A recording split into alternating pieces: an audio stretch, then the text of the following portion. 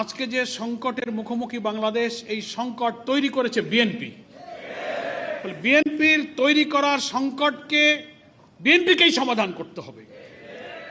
পার্লামেন্টে যে সংকট, যে বিতর্ক, যে তর্ক, যে আলোচনা হওয়ার সুযোগ আছে, আপনারা আমাদের মাননীয় বিরোধী দলীয় নেতা, বিরোধী দলের চিফ হুইপ সহ সকল এমপিদের কণ্ঠকে রুদ্ধ করার চেষ্টা করছেন বাকশালী কায়দায়।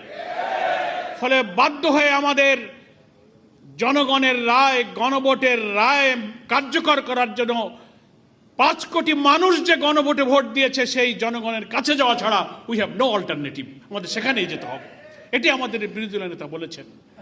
তবে আমরা অনুরোধ করব, জনগণের ভাষা বুঝুন।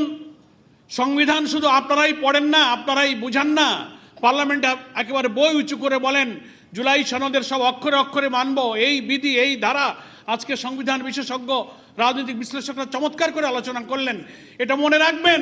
চাই A1 SWR pipe and fittings, A1 engineers number 1 choice.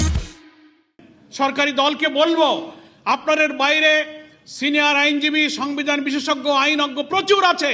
Seminar, গোল টেবিলের আলোচনার দিকে নজর দিন। আপনাদের বাইরে আছে এক বিরাট বাংলাদেশ, সেই বাংলাদেশ বলছে আপনাদের এখন রিয়ালাইজ করার সময় হয়েছে। কেবল গত পরশুদিন আইনমন্ত্রী, স্বরাষ্ট্রমন্ত্রী, চিফ হুইপ বসে বলেছেন, হ্যাঁ গণভোট যেহেতু হয়ে গেছে তাই এটা বৈধ। প্রথম বলেছিলেন গণভোট বৈধ না, সংস্কার পরিষদ বৈধ না, প্রেসিডেন্টের অর্ডার বৈধ না। তো কেবল একটা বলছেন হয়ে গেছে তো বৈধ হয়েছে। আপনারা মানুষের ভাষা বোঝার চেষ্টা করুন। মানুষের প্রশ্নের কি উত্তর দেবেন? জনগণ প্রশ্ন করছে যে মাননীয় প্রধানমন্ত্রী এখন যিনি ক্ষমতায় আসেন, নির্বাচনের আগে তিনি উত্তরবঙ্গে আবু সাইদ মুগ্ধর কবর জিয়ারত করতে গিয়ে তো শেষ পর্যন্ত গণভোটে হার পক্ষে ভোট দিতে বলেছিলেন। মানুষ আমাদের প্রশ্ন করে, তাহলে প্রধানমন্ত্রী তো দেখলাম গণমাধ্যমে ভোটের দিন 12 ফেব্রুয়ারি উনি ভোট কেন্দ্রে ঢুকলেন। তো ভোট কেন্দ্রে ঢুকলেন মানে আপনি হাতে ভোট দিয়েছেন?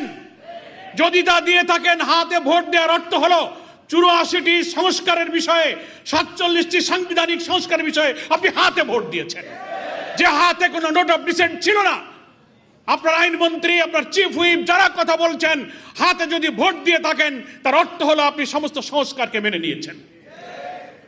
তা যদি মেনে নেন, তাহলে আপনি তার বিরুদ্ধে এখন কথা বলেন, ওটাকে অবৈধ বলেন, ওটা বেআইনি বলেন, তাহলে কি আপনি আপনার দেওয়া ভোটকে অস্বীকার করবেন?